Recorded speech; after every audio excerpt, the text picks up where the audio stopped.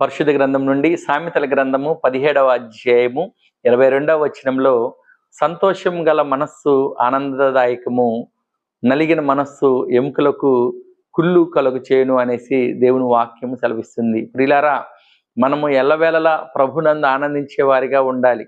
ప్రభువు చెప్పిన వాక్యం సెలవిస్తే ఎల్లవేళలా మనం సంతోషంగా ఉండాలి. యేసు ప్రభువారు మనకు రక్షణ దయచేసి ఉన్నాడు. యేసు ప్రభువారు మన చింత యావత్తును తొలగించే దేవుడై ఉన్నాడు.